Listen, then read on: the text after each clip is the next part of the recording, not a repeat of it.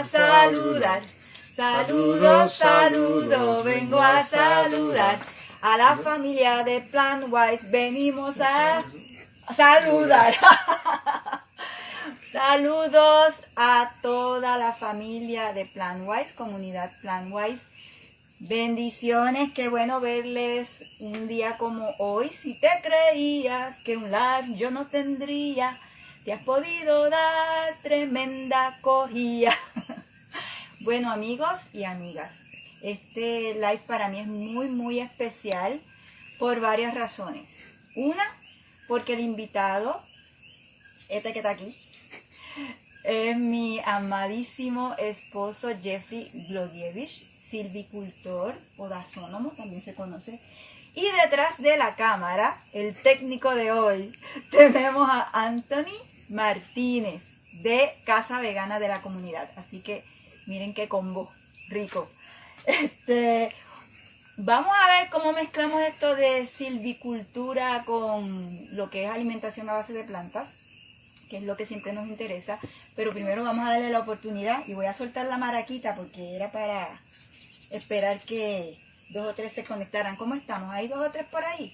Ajá, a esas personas que tenemos por ahí que me dicen, mira, que hay 4 personas, bendiciones y qué bueno que están por ahí. Se les saluda. Entonces, amadísimo, ¿cómo estás? Bien, gracias. Me siento en casa. Entonces, ¿estás en tu casa? ¿Ah, sí? Vamos a hablar de ti. Y estoy tan contenta porque es la primera vez. Ay, sabes que tenemos siempre los perritos que nos visitan, ¿verdad? Porque somos animal lovers. Pero estoy bien contenta de que primero se me hizo fácil conseguir un invitado porque está en mi casa. Me parece que tú tienes mucho aquí adentro en esta cabecita que puedes compartir con la comunidad. Y primeramente te doy las gracias por sacar el tiempo. Mucho gusto. Para darnos el tiempo para la comunidad. Así que me voy a sentir medio rara entrevistando a mi esposo, pero me voy a poner el sombrero de entrevistadora. Entonces, primero, yo siempre hago una pregunta al empezar.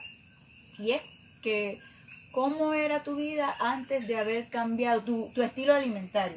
Antes de haber decidido el camino de la alimentación a base de plantas.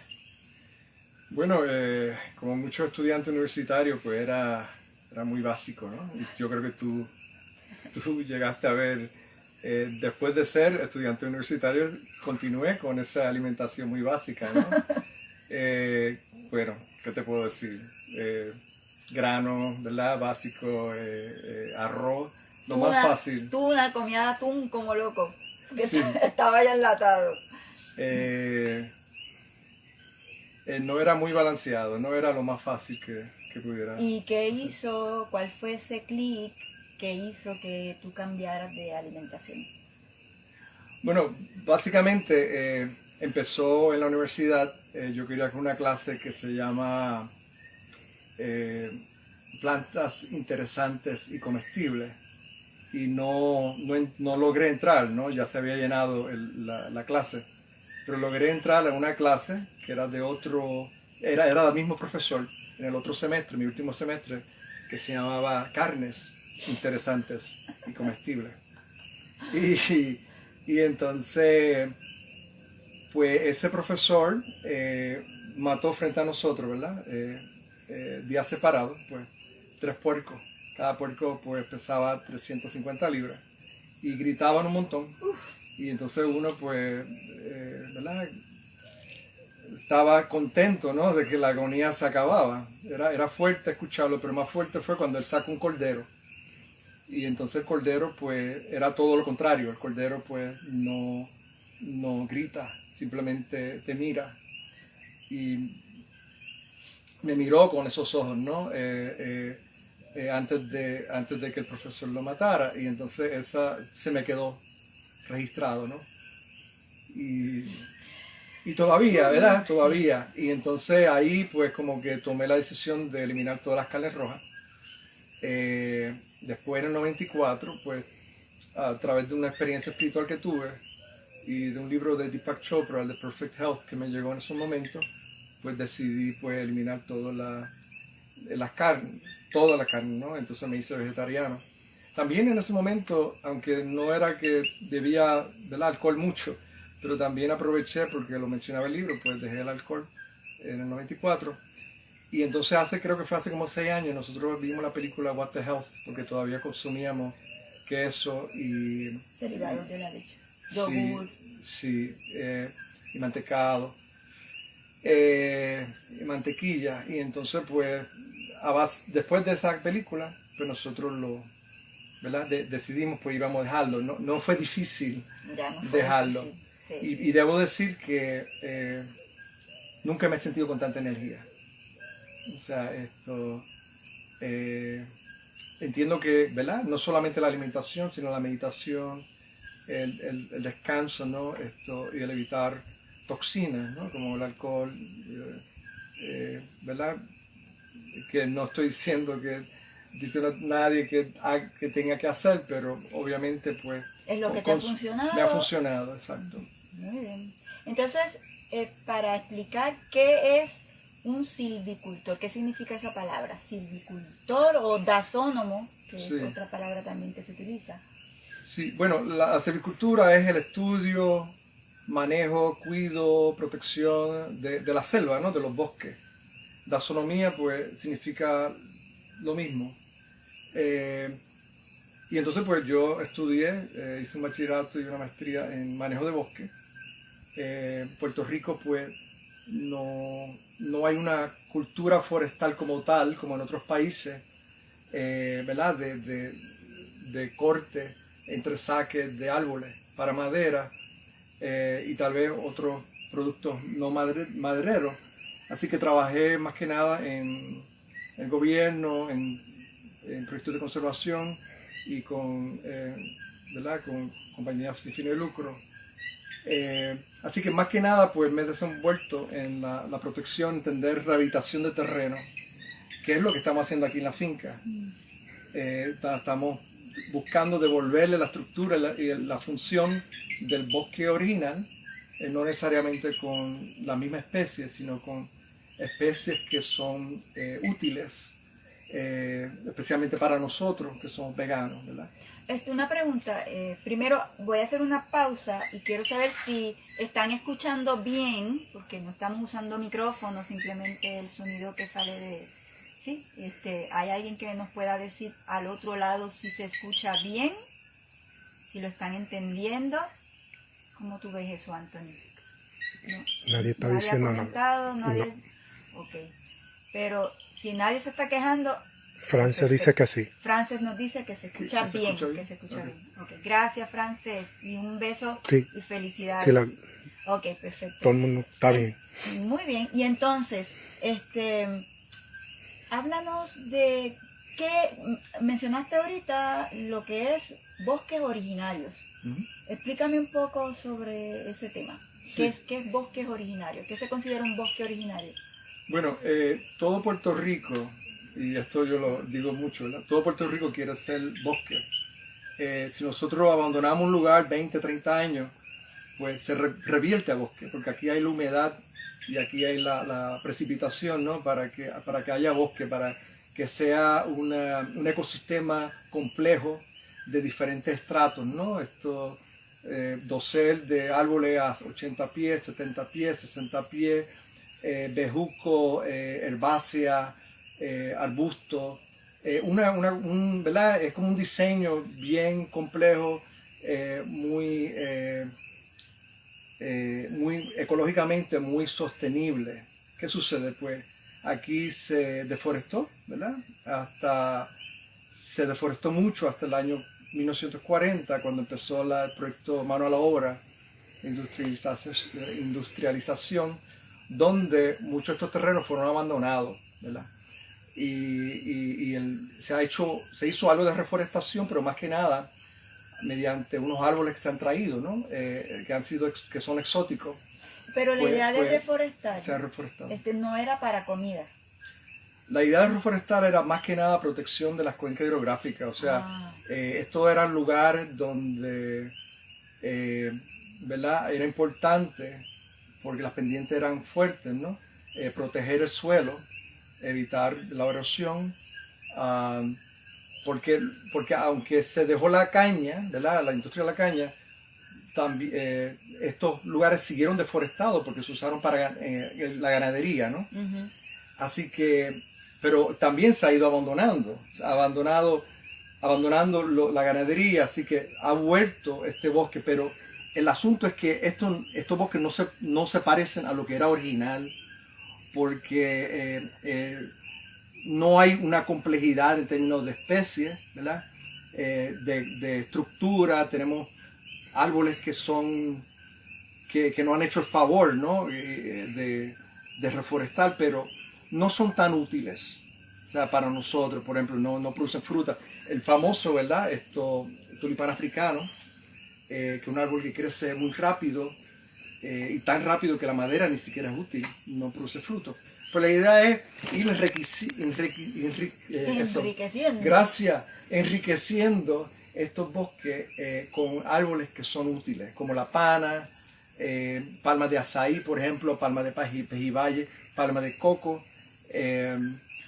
Ok, o sea que para ir entendiendo y poder ir llevando a la comunidad que vaya entendiendo, el bosque no simplemente está para sostener un ecosistema de aves, por ejemplo, y de plantas, está también, tú estás diciendo que está para también proveer alimento, tanto para el ser humano, ¿verdad?, como para los animales, vamos a poner. Sí, y de hecho, lo que tenemos ahora, que estos bosques secundarios, sí proveen habitáculos, ¿no?, para la fauna, más sin embargo, no necesariamente tiene la complejidad en términos de diversidad o de estructura para parecerse a esos bosques originarios, ¿verdad? Así que, Pero, disculpen, pero al introducir estos otros árboles que son útiles, que tienen una diversidad de formas y que se parecen, por ejemplo, la palma de coco se parece a la palma real.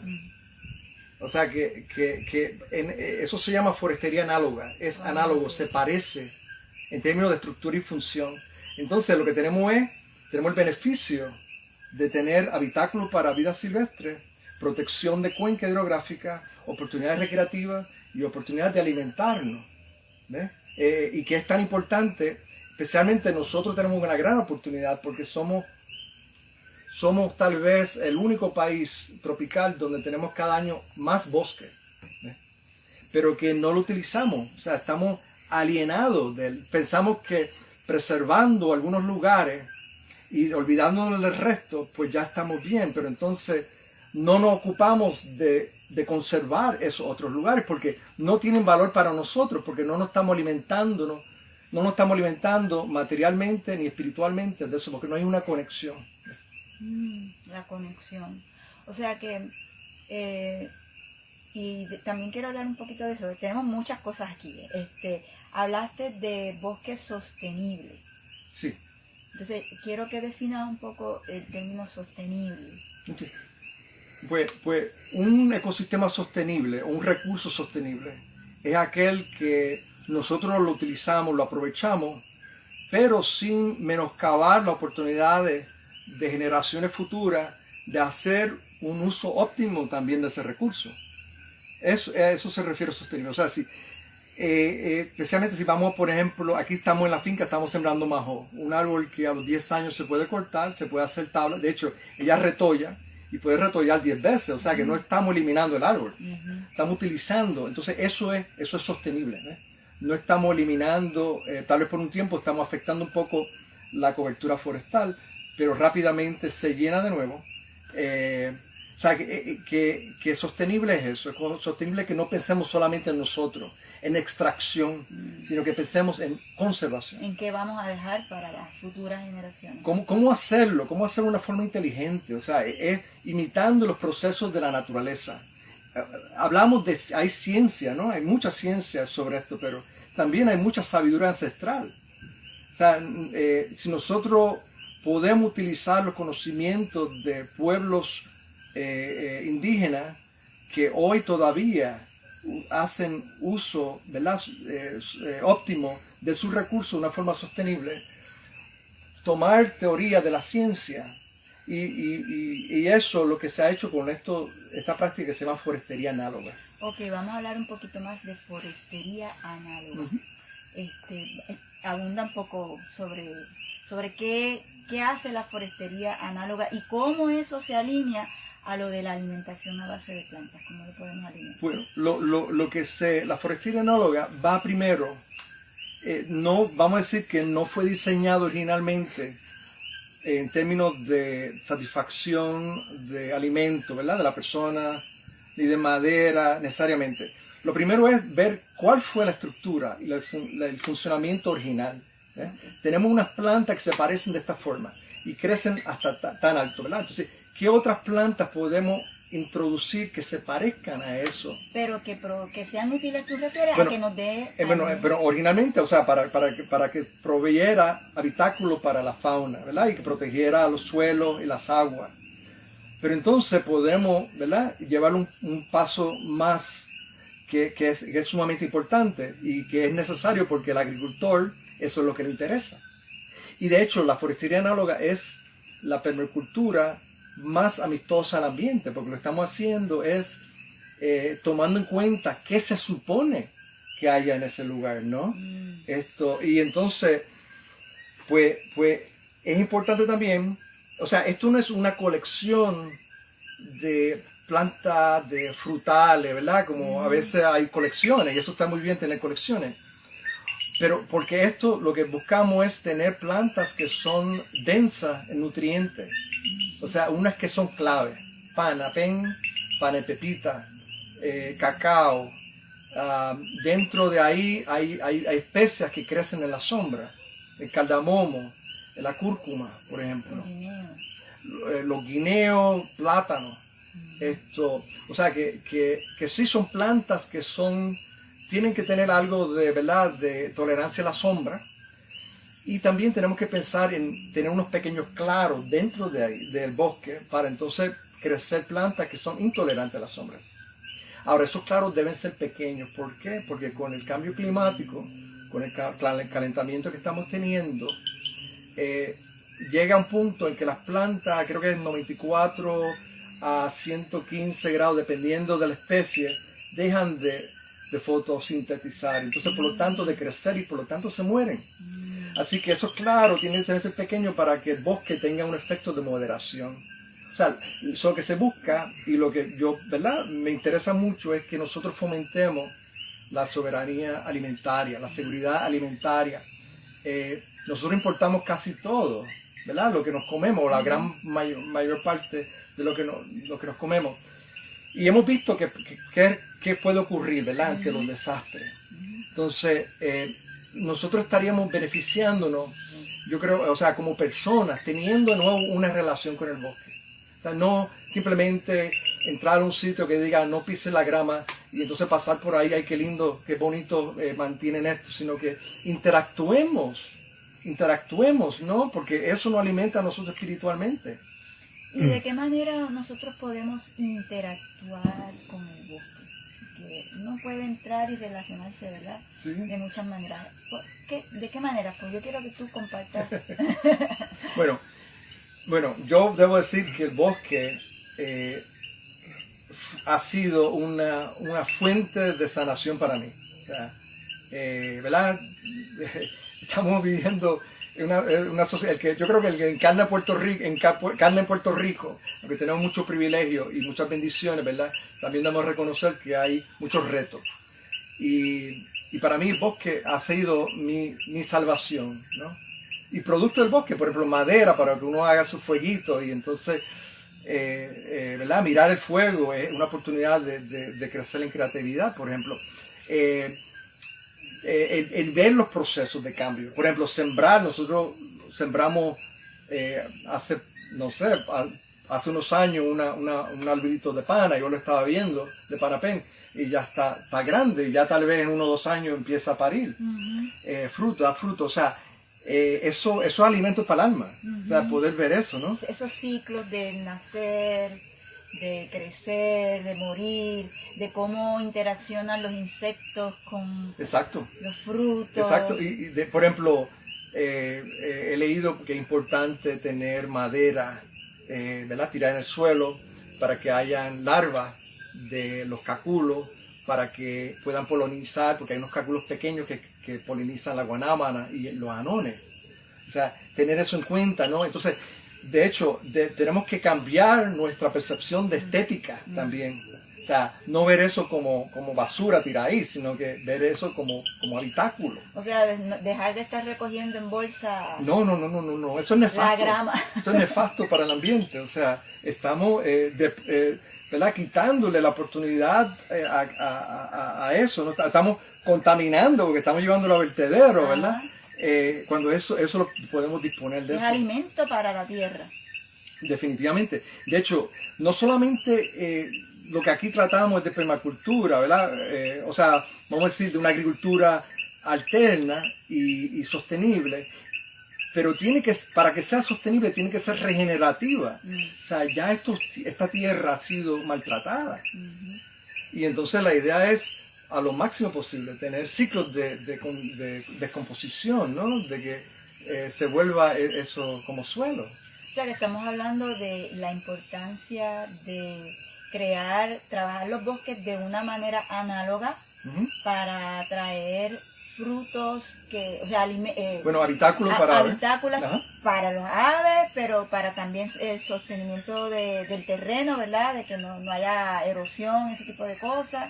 Pero también la importancia de buscar el alimento que nos va a nutrir a nosotros, que sea con una conciencia de alimentos que sean densamente nutricionales, que lo tenemos. Yo quisiera que mencionara, ya tú mencionaste unos cuantos, pero si fuéramos a hablar de las categorías, ¿verdad? Porque yo he encontrado legumbres que no se venden por ahí, y creo que hay una gran variedad de legumbres, y las legumbres crecen en un mes. Ya están casi, ¿verdad? Sí, no, y las legumbres son, el nombre lo dice, ¿verdad? Son leguminosas.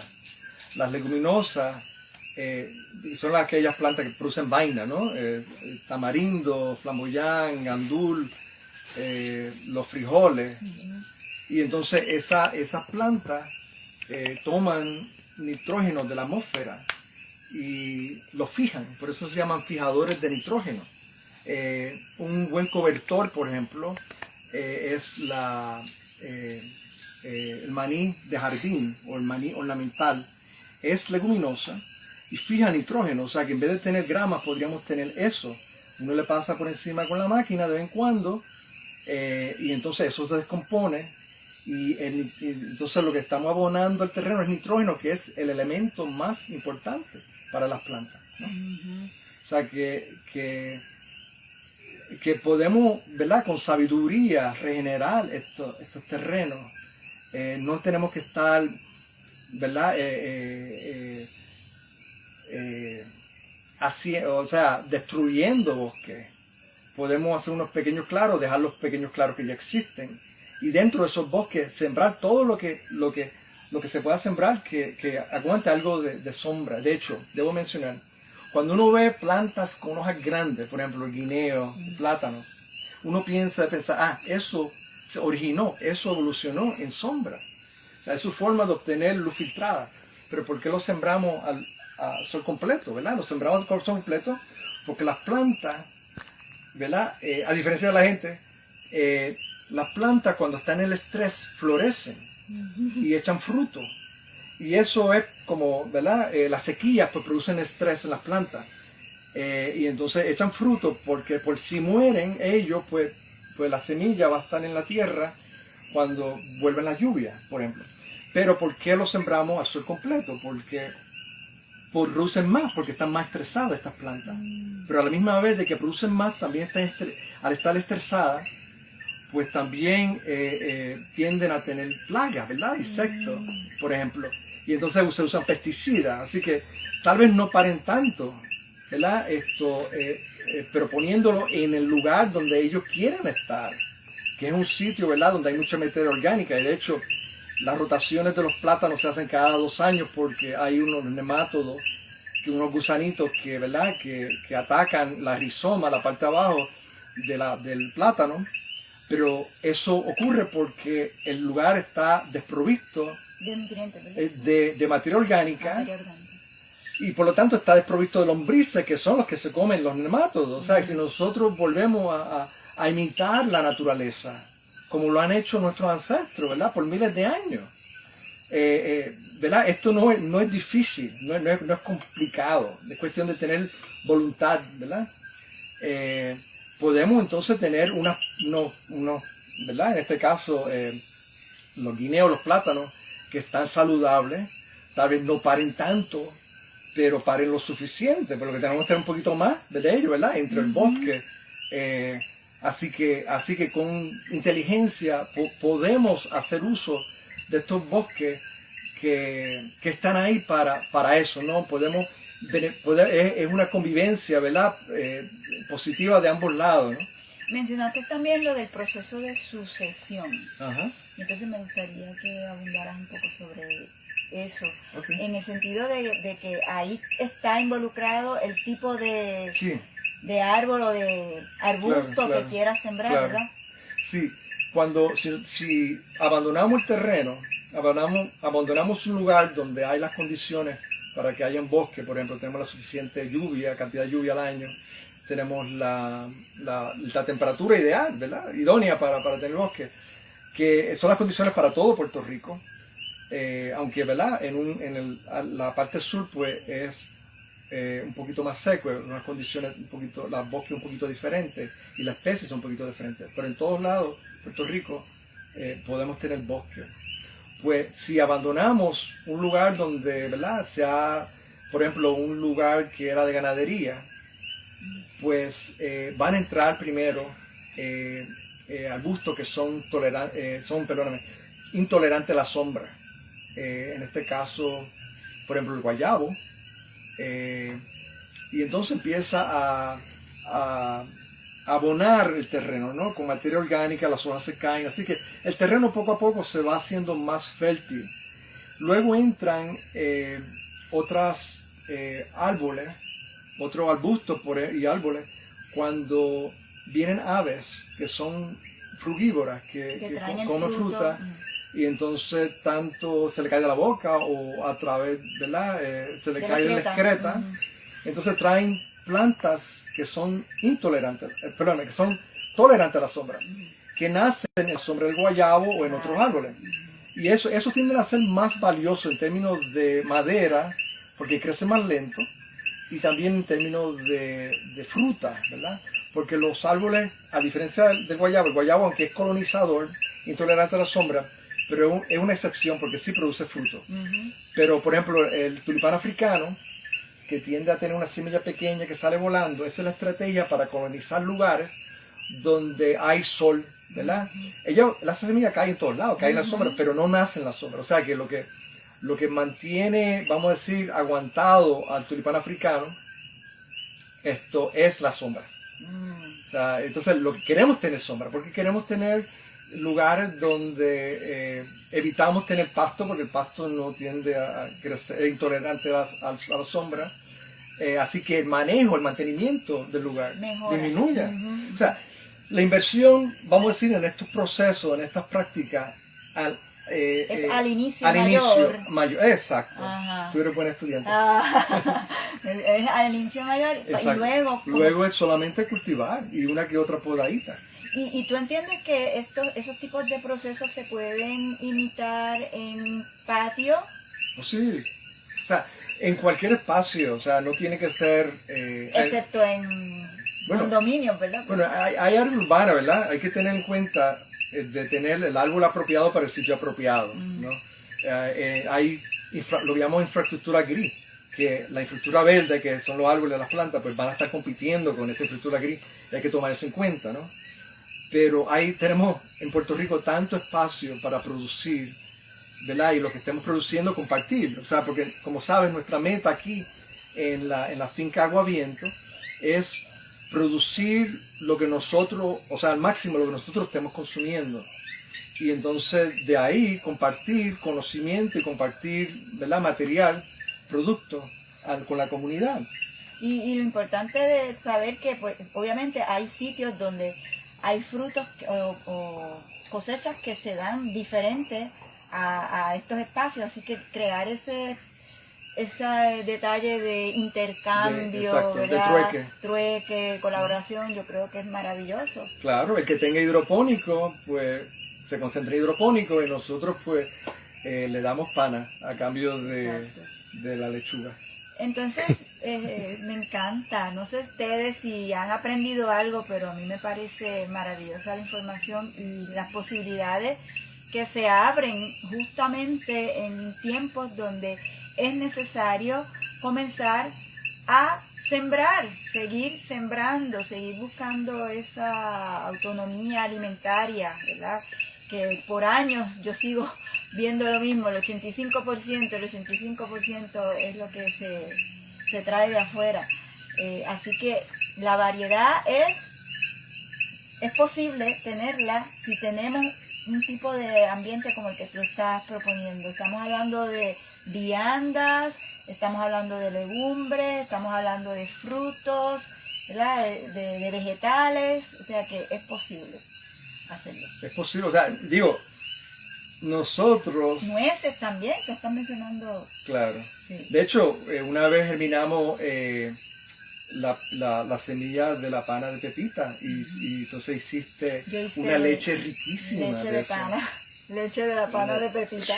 Sí, sí, o sea, y eso es denso en nutrientes, o sea, no, ¿verdad? Estamos enfocándonos en cómo nosotros podemos tener un estilo de vida vegano, ¿verdad? Saludable. Y lo poco a poco lo estamos haciendo más y más, ¿no? Estamos introduciendo más, pudiendo obtener más alimentos para los productos que tú Y preparas. es curioso porque obviamente lo que es la globalización ha traído esta facilidad de obtener alimentos que no son de estas regiones, ¿verdad? Y entonces a veces uno se ha quedado en la idea de que esto es lo que se supone que comamos, ¿verdad? Porque vienen de afuera y están disponibles todo el año.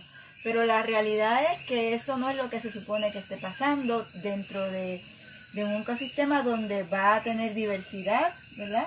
Y va a ser estacionalidad por estación, de acuerdo a si hay más lluvia, menos lluvia, o en otros sitios pues las estaciones se ven más marcadas, pero todo eso determina de que tengamos frutos y alimentos de temporada, frescos, la importancia de que sean orgánicos también, ¿verdad? No modificados genéticamente. De cómo entonces entiendo yo que hay una necesidad de empezar a buscar en un poquito de reducción de lo que viene de afuera, Claro. y empezar a explorar estos distintos platos que tenemos, ¿verdad? Lo que nos da la tierra, y ver la diversidad. Ahí está obviamente mi función, ¿verdad? De cómo yo puedo transformar una vianda en postre o en jugo o lo que sea, Claro, ¿verdad? claro. En leche. Claro, Pero que es posible claro. para ir, porque como que a veces no parece, la gente no crea la conciencia de que hay, o sea, que si nos quitáramos de lo que entra de afuera, pues hay una limitación en estos momentos en la isla. Sí. Bueno, es interesante, desde los años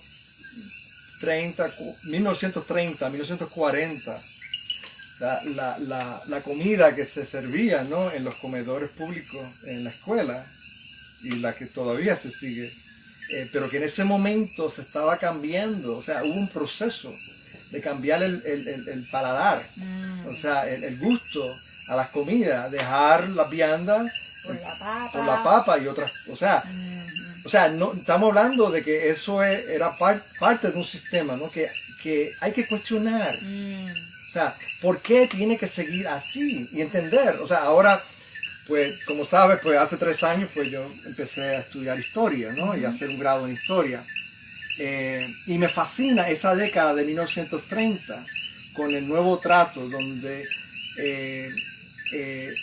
se trató, ¿no?, un poco de que hubiese una agricultura de subsistencia, pero vamos a decir, ese empuje no ganó ante otros intereses, ¿no?, de importar la comida y de industrializar el país, ¿no?, de crear una clase trabajadora y prepararlos para la fábrica, o sea, y sacarlos de esa relación que hubo con la tierra. Es bien interesante porque entonces hay una influencia política bien fuerte en las decisiones. No, y detrás de eso es económico, ¿no? Económico, por supuesto.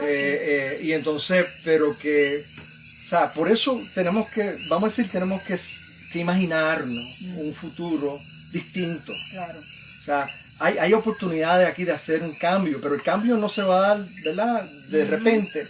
Si se da de repente es porque ocurre un desastre. Y no que, o sea, es movernos gradualmente hacia ¿verdad?, tener una resiliencia en términos de alimentos, en términos emocionales también.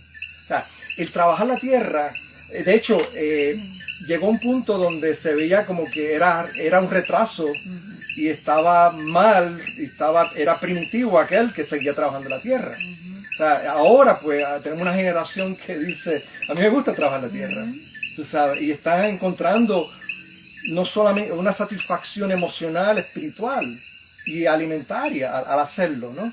Y esa cosa de ir, hay que salirse de la zona de confort. Pero el confort, o sea, la adversidad no es mala. Lo malo es el trauma que puede venir cuando no estamos preparados ante unas condiciones, ¿verdad?, que nos cogen por sorpresa. Eso es lo que es difícil. Pero la adversidad nos prepara, nos ayuda a esto. Para mí, lo que trabajo, ¿verdad?, en el bosque y en mi familia también, ¿no? Y tú lo sabes, esto es mi práctica espiritual. Aquí es que se hace, ¿verdad? Se hace la meditación. Exacto. Aquí es que se hace la yoga, aquí es que se hace, ¿verdad?, el trabajo. Y entonces creo que o sea, nosotros no nos podemos alejar mucho del bosque. O sea, siempre vamos a estar buscando, gravitando hacia la naturaleza porque nosotros venimos de la naturaleza. Y se sabe, un libro en los 80 creo que fue, Megatrends. Entonces estaba viendo que aunque se creía que nosotros íbamos a unas cosas más artificiales, más futuristas, lo que se estaba viendo era lo contrario. Mientras más tecnológico vamos siendo, más necesidad de entonces viene la ropa de fibra natural, viene la comida orgánica, ¿verdad? O sea que es como un equilibrio. Nosotros no nos podemos alejar mucho sin que entonces tengamos una serie, ¿verdad?, condiciones emocionales, mentales. Qué bello. Me encanta la información. No sé ustedes, ¿hay alguna pregunta por allá de la comunidad o están en reflexión? Yo no creo que estemos todos claros, ¿verdad? Yo creo que es un...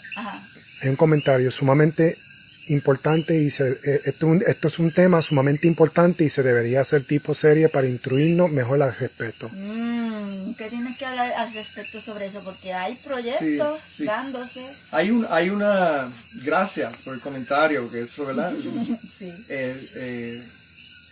No estoy hablando, no es un monólogo, ¿no?